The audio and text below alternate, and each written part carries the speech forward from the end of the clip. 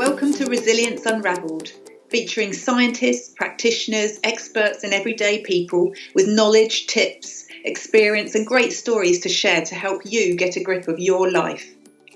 We'll give you insights into a range of subjects, including reducing your stress, improving your emotional intelligence, health and well-being, and controlling your negative thoughts. By doing this, you'll be able to improve your resilience, confidence, control, and perform better every day to live a more productive and purposeful life. For a free resilience ebook, listen through to the end for details. Here's your host, Dr. Russell Thackeray.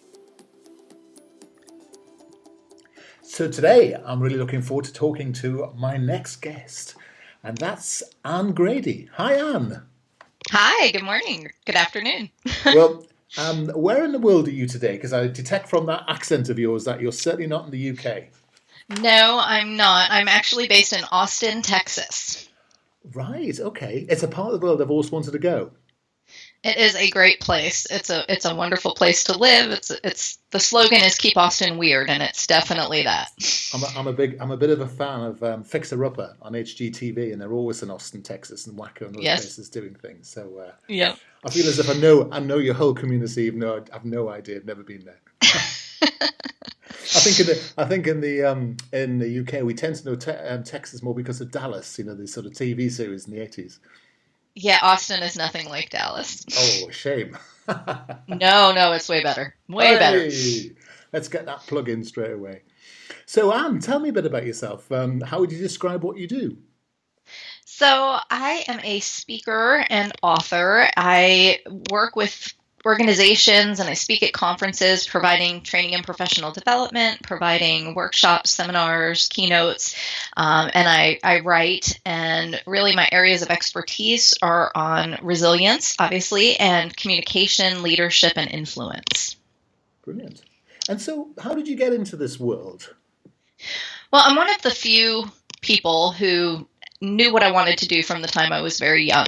Right. I always wanted to speak. And so my parents used to say, well, you can be a minister or you can be a politician. And I'm Jewish, so that took minister right out. And I had too much fun in college, so that took politician out. So I had to find another way to make it happen.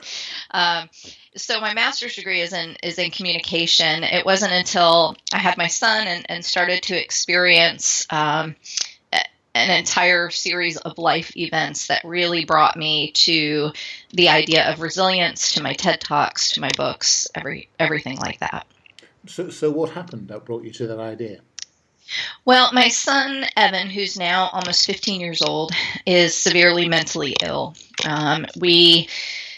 He first tried to kill me when he was 3 years old. Okay. And he is very, very sick. He has an amazing personality. He's funny and he's smart, but basically you say up, he says down, you say right, he says left, you say take a shower, he says I'm going to kill you, and he means it, unfortunately. And so after his first inpatient hospitalization, we lived at, I don't know if you have Ronald McDonald houses there, but it's a charity. It's a home that they allow families with children in the hospital to live in. And so we lived there for 2 months. His second hospitalization was a few years later. Again, that was for 2 months. But that time when he was discharged, I was diagnosed with a tumor in my salivary gland, which resulted in facial paralysis, which led to a scratched cornea because I couldn't close my eye. So while waiting for surgery to implant a gold weight into my eye right before radiation, I managed to fall down the stairs and break my foot in 4 places. And all of this was in a 2 or 3 month period.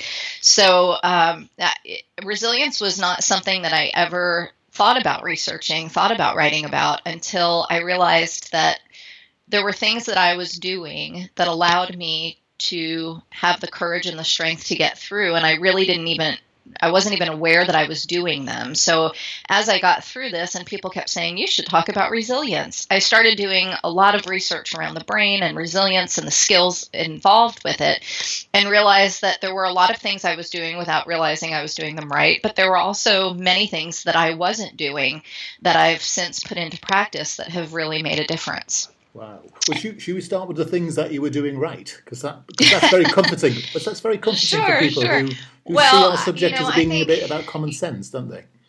yeah, I mean, unfortunately, common sense isn't always common practice, right? No. So,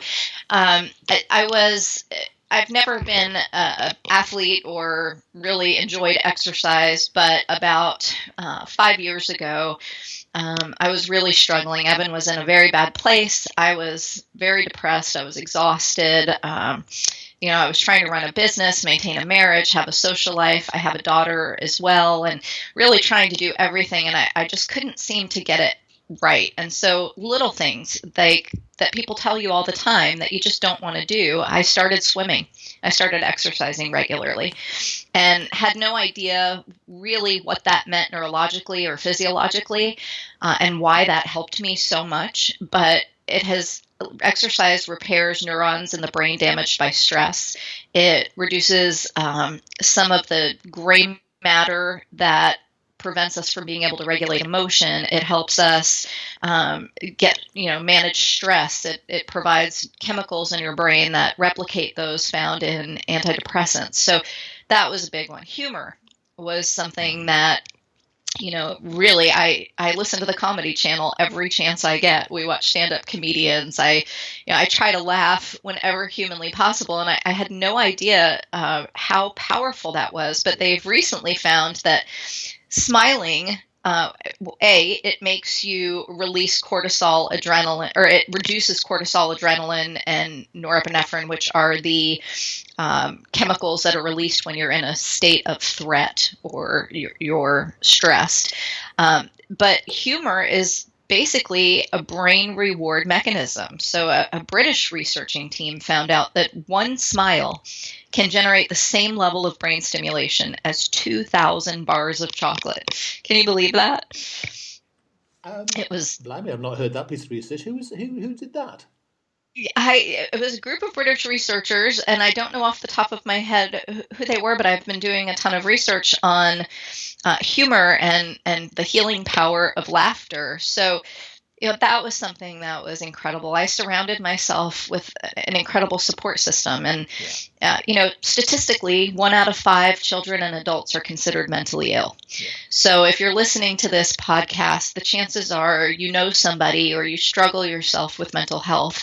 And what we know now is that your support system is more important than your family, friends, and relationships, and doing the things that you don't want to do because you don't feel good. So when we're sad or upset or stressed, we tend to alienate others. We tend to get comfortable being alone because it's easier than having to communicate and have small talk and do all the things that you should be doing.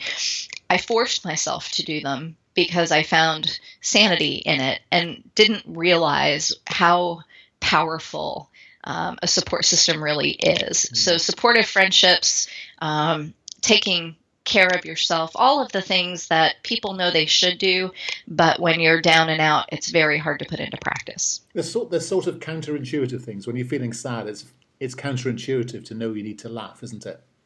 It is, and you're thinking, like, what do I have to laugh about? And as someone who has suffered from depression since I was 19 years old, I can tell you that when you're down, the last thing you want to do is start to find things to laugh about. However, you actually trick your brain. And our brain is absolutely fascinating to me. It's phenomenal. It's an incredible organ. There's so much we don't understand yet, but so much we do know.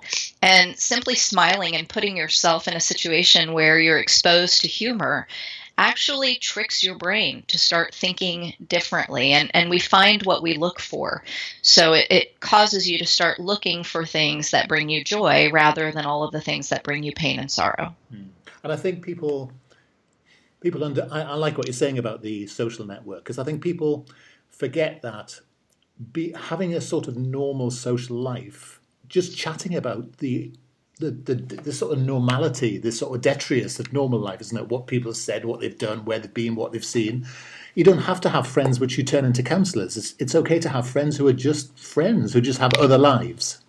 Exactly. And I think we get into a state of feeling the need to vent all of the time. And while there's certainly nothing wrong with sharing your feelings and getting them out on the table and having a support network that listens, it's something as simple as surrounding yourself by people at a coffee shop really does wonders for your psyche, and it really allows you to start processing things in a different way. And it is very counterintuitive because it's very isolating. I can tell you, as a mother who has a child who has incredible behavior challenges, it's very isolating. You don't really want to be around other people.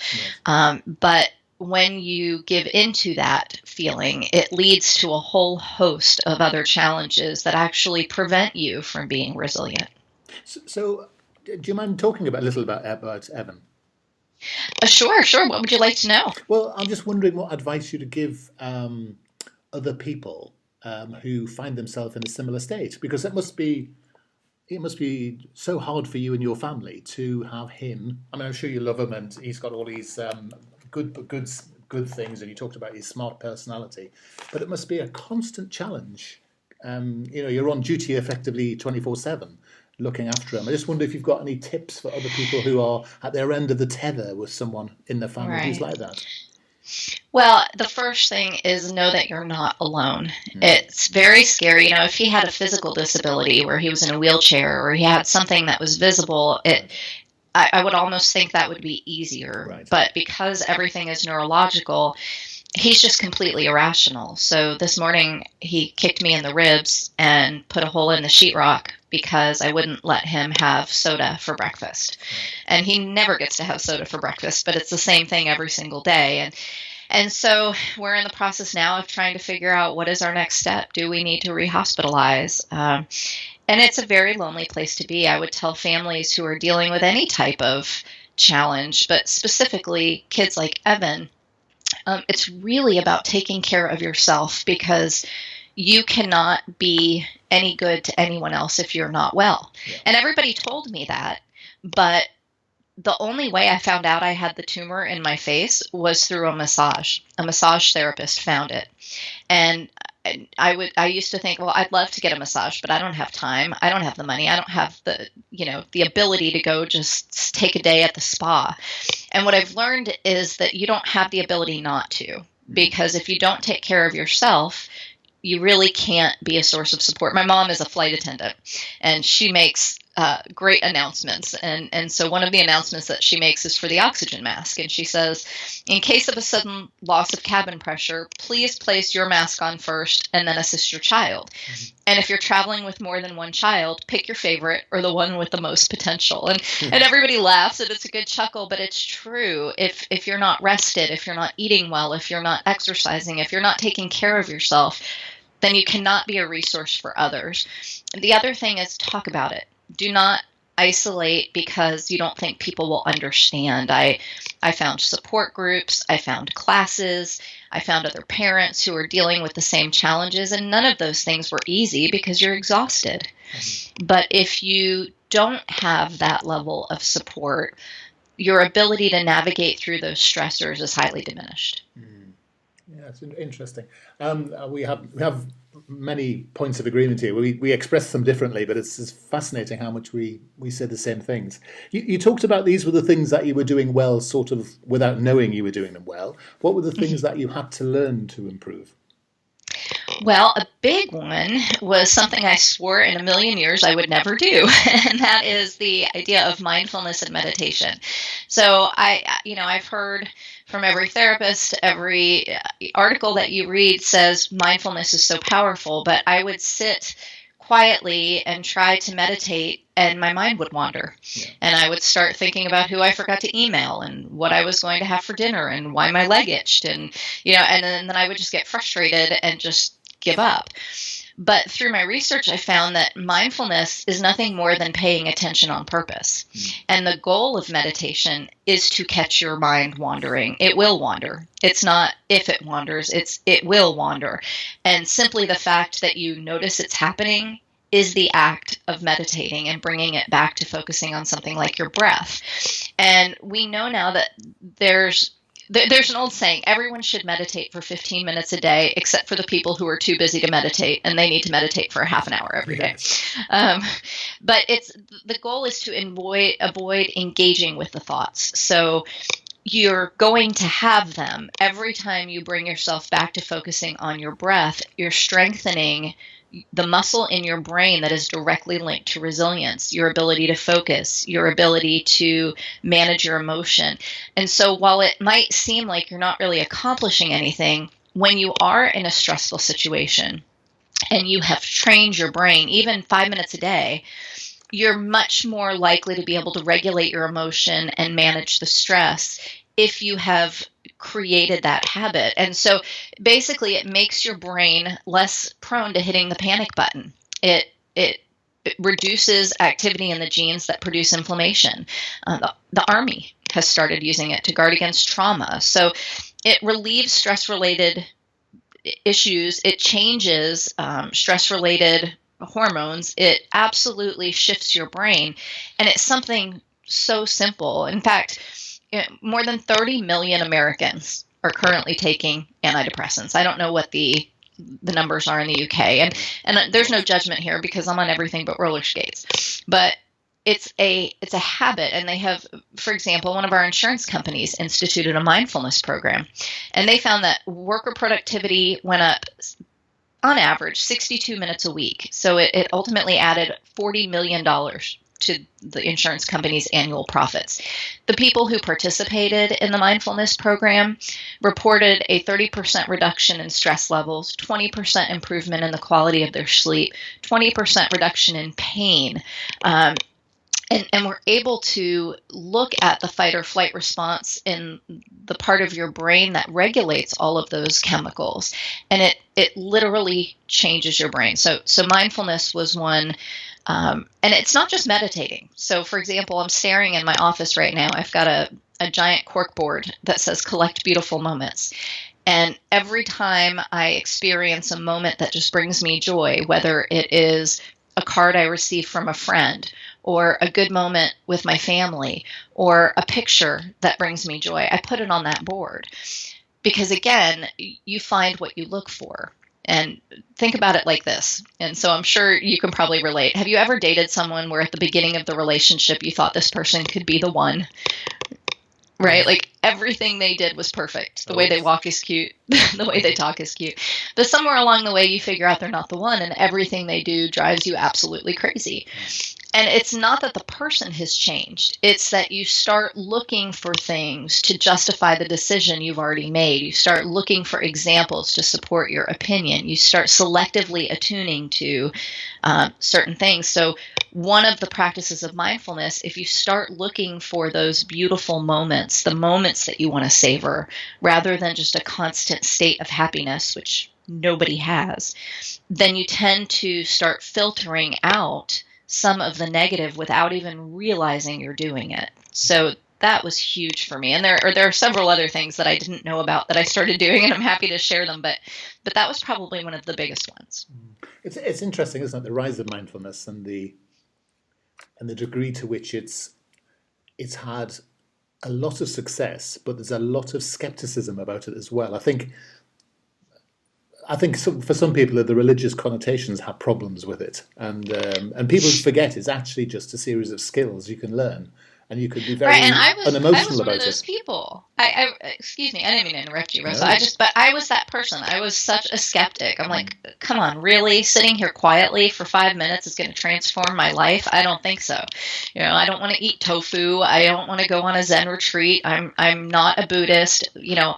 What is this going to do for me? And I had so many people tell me to do it. And I researched so many studies at major research organizations and universities that it was very hard to deny the results of it. So I practiced it. And quite honestly, I didn't know that it was working. And I heard my husband on the phone with my mother, and he was like, I don't know what's wrong. She's been so much nicer. And it just was a result of giving yourself, it's the ability to strategically stop. We are inundated with information. We are flooded with worry. We are constantly going from one thing to the next, reacting to everything around us, whether it's a phone call or a meeting or a child or a spouse, whatever it is, we're constantly in a state of reaction. And the ability to strategically stop and calm your mind and train yourself to do that has immeasurable benefit. And there's just no argument what it does. I mean, it's absolutely quantitatively and empirically been proven. Yeah, I always say that the case has been won. It's just a question of finding out the method that works for you. And the links to reduced cortisol and dopamine addiction, which of course create terrible tiredness. And, and what you're trying to do is you're trying to reboot or re-energize very quickly. And mindfulness helps you with that, doesn't it? Absolutely. And the dopamine that you mentioned. So the dopamine is the feel good, right? It's what we feel like when we go get a candy bar, or it's the reason people drink or do drugs. And your brain is looking for that release. And so we end up trying to numb the hurt in a constant state of searching for that feeling good. And people fill that with food, drugs, alcohol, sex, whatever the addiction is. It's very easy to want to numb the hurt and the pain and the discomfort to try to get that level of dopamine. I mean, every time your phone buzzes or beeps, you release dopamine. It's actually called a dopamine squirt. And we are in a constant state of looking at our smartphones. And every time there's a buzz, a volume, a ding, we go to it. And it's a habit now. So whether you're standing on, waiting for a meeting, or you're on a train, or you're, waiting in line at the grocery store, we just naturally go to our phone now. And it's because we are craving that level of stimulation where if we can just teach ourselves to stop, like even if you're in a grocery line and you just take a few minutes to observe the people around you and breathe deeply and just put your phone down, little things like that have a really great cumulative effect. And I often talk to people who profess to have relationship issues or parenting issues or child behavior issues, and actually when you talk to them, they spend all the time looking at the phone, not talking to their parents. It's not talking to their children, not talking to the person in the relationship they're with. And it's the same at work as well. We have these very transitory relationships based on the fact that most of the time we have noses and phones. Yes, and I think another strategy that was super helpful for me, similar to that, everybody says they want work-life balance, but I don't believe that exists. We're chasing a mirage, right? The goal is to figure out what your priorities are, spend 80% of your time on them, and stop apologizing for it. It's making sure you have time for what's most important actually scheduled on your calendar. So it's very difficult to be around Evan, but we schedule 30 minutes every single day for non-electronic time together. And it might sound like that's not very much, but when you're dealing with a mentally ill child, that seems like an eternity.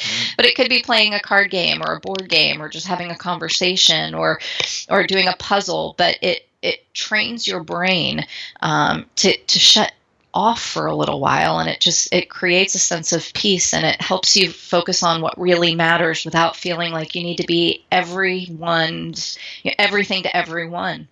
The pressure on us, especially, I can't speak for men, but as a mom, as a professional, you have to make cupcakes and be, the one on Pinterest with the cute invitations and sending holiday cards and going to school meetings and, taking kids to every single activity.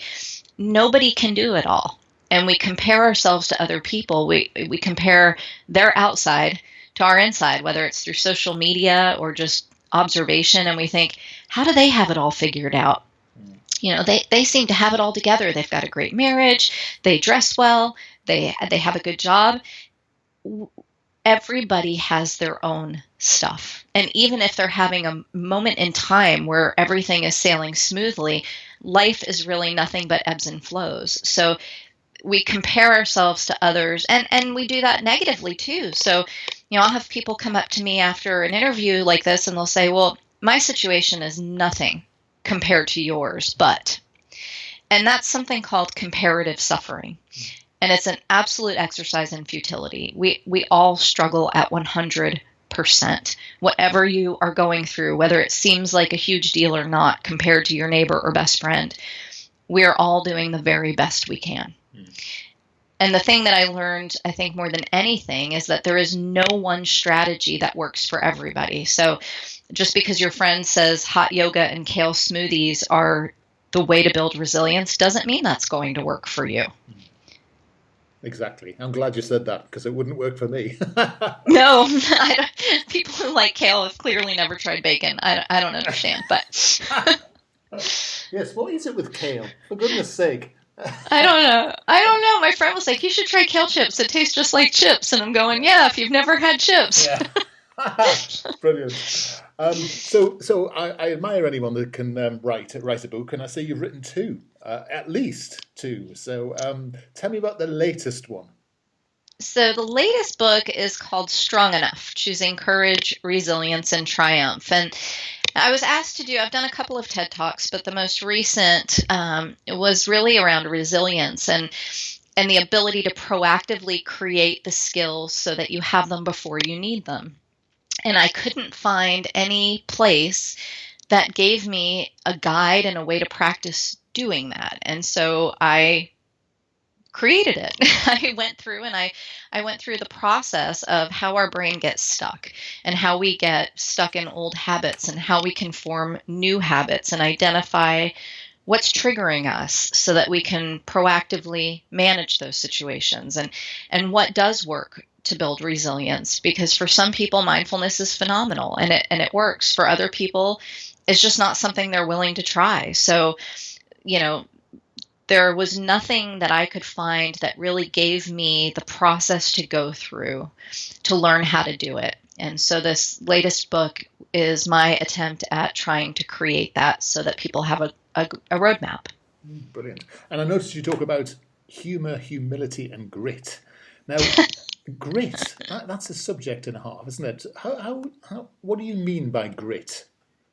Well, Angela Duckworth did a brilliant TED Talk on grit, and she's an incredible researcher. And it's a combination of courage and strength and resilience. It's your ability to navigate adversity and come out stronger as a result. And it's not something that I think we are taught. I know we're not taught that in school. You have algebra, you have English, you have, science and history, but the biggest life skill of all is learning how to recover from setbacks and difficult times and not just survive it, but use it as a catalyst to get better. And if we're taught that as children, they've started researching longitudinally. They've started teaching children these skills. And in every measure of success, they are more successful. Their test grades are higher, their relationships are better, their dropout rates are lower, their engagement numbers are higher, their depression levels are lower. It really is a skill that I never realized was something I could learn so that when I'm in the situation, I can practice it. And before I need it, I can build it. Interesting. So you would see that resilience skills help you dodge the difficult situations? No, I don't think they help you dodge them, right? We all have difficult situations. You mean we've got to suffer? We have to go through these things to learn? So here's what's I don't practice Buddhism, but there is a quote that says life is suffering. Okay. And when we are young, I remember getting read stories where the princess and the prince and all of the fairy tales end with happily ever after. And we give our kids a disservice by basically saying you're going to be happy all the time. And if you're not, there's clearly something wrong. Well, happiness is not a constant emotion. It happens in little bits and pieces. That doesn't mean you're not going to have the crappy times. You are absolutely going to have them. Resilience is your ability to stay down less, to get back up quicker, to be able to use it as a way to get stronger rather than get covered up by it. It doesn't stop the bad times. We are all going to have them. If your goal is to have a life without challenge, difficulty, or adversity, you're going to fail. It's just not possible. But if you have the skill set, then those bumps in the road become not mountains. You know what I mean? They become speed bumps rather than unclimbable mountains. No, I totally agree. And the point of it is that you practice the skills of resilience every time you hit a road bump. So everything does become more manageable because you have the skill set. If you dodge it all the time, you never actually learn. So you have to go through the difficulty. I mean, you learned in your life by actually having the setbacks to go through. And I mean, you do meet people who seem to have dodged every single bullet that's ever been fired in their direction every now and then, but they seem very vulnerable, don't they? They seem very fragile or brittle to any sort of risk. Yes, and I don't think that there are those people. I really don't. I mean, if they haven't had trauma yet, they will. The average person experiences 5 to 6 traumas in a lifetime. And again, I might have a really hard day, and it doesn't mean I don't hit bottom. I cry, I grieve, I get frustrated, I still have my pity party. It's not fair. Why does my best friend have a child who's phenomenal and mine is really, really sick and difficult? And it doesn't mean that you don't have those moments. You do. It's one of the resilience building strategies that I learned is that you have to give yourself permission to feel that discomfort, to feel that pain. Because when you try to cover it up and not deal with it, it magnifies. So it's not just proactively practicing mindfulness or gratitude, which is another very powerful strategy.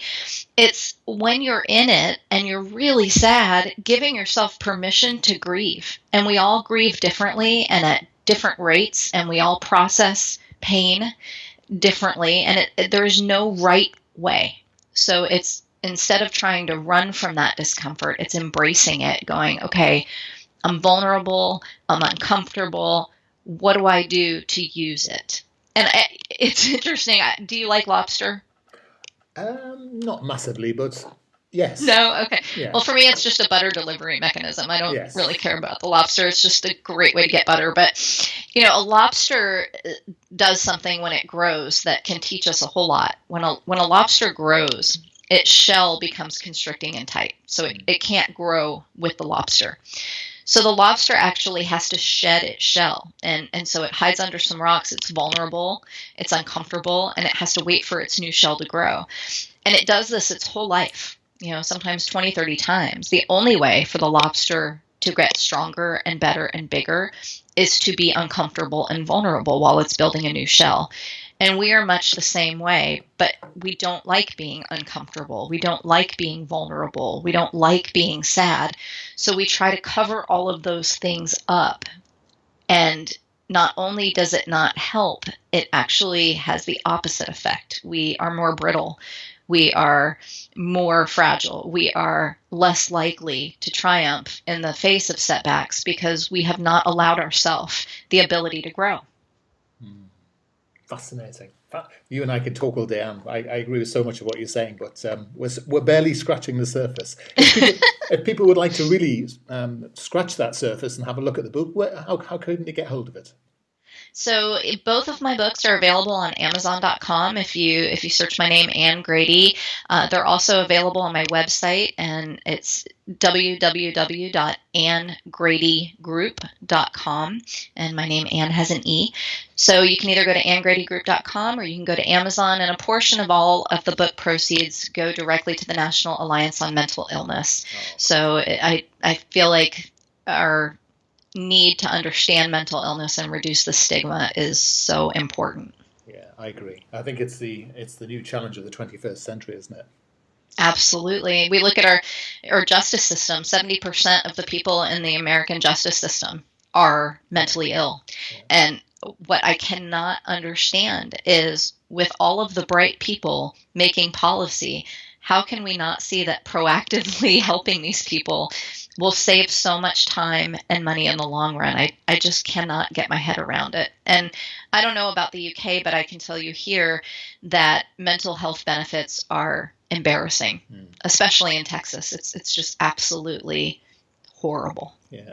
The good thing is that with the sort of, there's a change happening now. It's detectable. I think the conversation about mental health is being had now, and people can talk about it without so much stigma. I think, in this country, there's been a lot of work with the military and the royals and such like that has really helped. And the good thing is that the subject's on the agenda now. What we do about the agenda is a different thing, but at least it's being talked about. Well, to some degree, but I can tell you that most of the people I come into contact with do not share anything about it until I've shared our story. And they say, well, I'd tell someone if I had diabetes or if I needed an insulin shot or if I had cancer, of course I wouldn't be embarrassed about that. But depression or schizophrenia or bipolar or ADHD or autism, those things are, those are kind of embarrassing. Yeah. And until we really shatter that stigma and talk about it, I don't see how we can make drastic improvements. Yeah. Well, luckily you're in the vanguard of people who are doing something about it. So that's brilliant. Anne, it's been brilliant today. Thanks so much. And we will link to your books and link to your site from our own. Thank you so much for your contribution today. And it's been an absolute pleasure to talk to you.